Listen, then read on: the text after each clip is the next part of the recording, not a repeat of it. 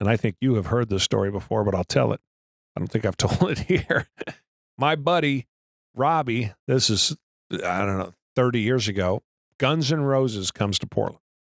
And Guns N' Roses was hot. This is early 90s, right? So, I mean, it's just crazy. I have heard this one. Yeah. And so Robbie, he goes, and in those days, you had to wait in line outside. So you'd go literally camp out in front of, like, G.I. Joe's was this big consumer store, camping, shit like that. So you'd go wait out in front of and sleep at night to get concert tickets. They'd open at 8 o'clock in the morning, and there'd be 50 people or 100 people in line, and you'd get your tickets. That's how they used to sell tickets. That's how you would get your front row tickets. And the scalpers would be out there, and the scalpers would pay kids to wait in line to buy the tickets. Right at the height of Guns N' Roses, of their powers.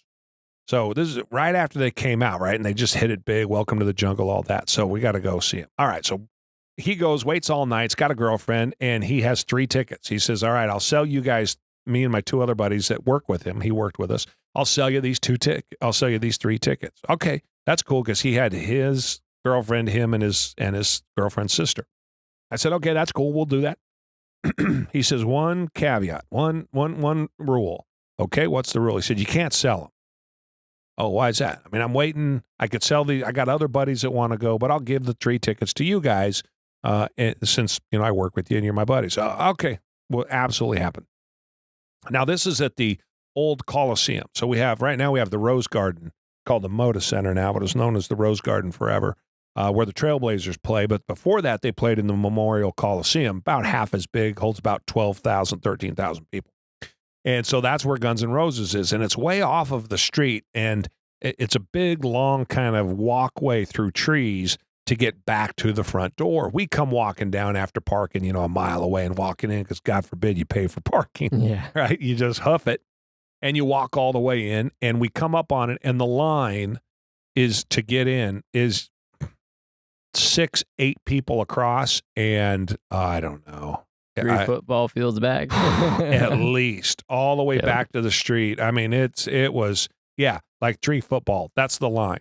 Yeah. So I'm like, no, man. Now, I say no, man, because I'm 22 years old, and there's a lot of shit going on in those lines that 22-year-old Jerry just, I was starting to be aware of myself enough to know that if I got in that line, I won't make the front door, right? It's just going to be a fight somehow, some way. Something's going to happen, and it's going to be a fight. No, I'm not defending that. I'm not saying I could have been the one that ends up on the ground. I'm just saying, with all the jostling and all of the drunks and all of the drugs and everything that was going on, someone was getting punched. I just knew it. So I was like, no, man, I can't do it. So we're standing there kind of perusing it, the 3 of us. And this little drunk Mexican dude comes walking up. And when I say little, I mean like 5'4", 5'3", right? Little, again, everybody remember I'm 6'4". This dude's little tiny dude, and he is dressed head to foot in snake. We got snake boots. He's got the snake vest. Big pimpin'. He's got a snake hat on. I mean, he's got his cowboy shirt, right? He's got his black jeans. He's the snake boots are tipped with I don't know why I remember this so well. Tipped with a little steel toe kind of look to it. Got the big old belt buckle, and he is styling. And on each arm is I'm trying to think how I want to. On each arm. He clearly was paying for the girls' attention for that night. Yes. And these girls came cheap. Oh. They were brutal. And all 3 of them, it's 7:30 at night, 6 o'clock, whatever time it was at night, they're hammered. And I mean, shit-face hammered. So combination of some sort of drugs and a whole bunch of alcohol. Do you have tickets? They ask us out of the blue. Wow, yeah, we do. Well, we sell the tickets. And the tickets were, I want to say they were $25. Now, $25 in 1991 is a shit ton of money. And we had paid $25 to see Guns N' Roses. It was worth it. We wanted to see GNR. And so we were like, now, again, I'm I'm a kid from the street. I know what time it is. Okay. Mhm. So I'm going high right Mhm. away. I think it was like $100, $100. Oh, I'm not doing $100. No way. And the women are just all over him. Come on, dude, $100. You can do it. You can afford it. $100. We want to go see Guns N' Roses. So I'm like, okay, I got to stay strong here. Ultimately, we get to $75. Now, again, $50 in today's money doesn't seem like a lot, Mhm. but $75 is probably what I spent to eat for 2 weeks Yeah. in 1991, 92, right? I mean, I'm eating 39 and 59 cent tacos. Yeah. So it's not an insignificant amount of money, but like $250 to you, Yeah. or $125 to you. So dude's like 75, or I'm like $75, and he's like, oh no, I still can't do it. And the girls now, they're just amping it up. Now they're crawling all over him. I mean, between the two of them, they didn't weigh 150 pounds. Yeah. Wow. Yeah, and just drugged out. Yeah. It was not a pretty situation. But he's got his two girls on his arms. So finally, I get him to $75. Okay, $75. I started at 100. That motherfucker pulls out a wad of money like I had never seen before. So clearly, we're dealing with. Let's just say that he was into some sort of illegal activity Yeah. because he has a ton of cash. When I say a ton of cash, I don't remember specifically, but it was a giant wad of $100 bills with a bunch of 20s in the middle. So he's probably holding on to $2,000, more cash than I had ever seen in my life, by far, easily, up to that point. And so then I'm like, God damn it, I gave it away too cheap. He had the money. And here I thought I was working the drunk Mexican dude, and he worked me. Yeah. But he ended up paying us $75 a piece, and we gave him the tickets. Off we go. He goes and gets in line.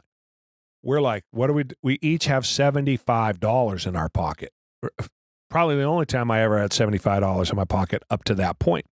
What do we do? Easy. Hot cake house. Because you can't afford the hot cake house, right? So off we go to the hot cake house. And literally, I think my meal was like $25 worth of a greasy spoon, sausage and eggs and hash brown. But it's so good, but it's expensive as hell. So, and it's not expensive shishi. The place is a shithole, but it's just so good, and you get a big ton of it, and Mhm. it's well known, and you got to wait in line, and so we go there. So we're sitting there and we're eating. This is the best part. We're sitting there and we're eating, and I remember I start to laugh sitting on one side. The two dudes are on the other side of the table. My back is, I'm looking at the door because I have to sit with my back. I have to be able to see the door. I'm crazy, and so I start to laugh. They're like, what are you laughing about? And I remember that Robbie said, whatever I do, don't sell the tickets because he's taking his girlfriend and his girlfriend's sister, her twin sister. So I was like, I was just thinking about, not only did we do exactly what he asked us not to do, us dicks, we sold the tickets, but look who we sold the tickets to.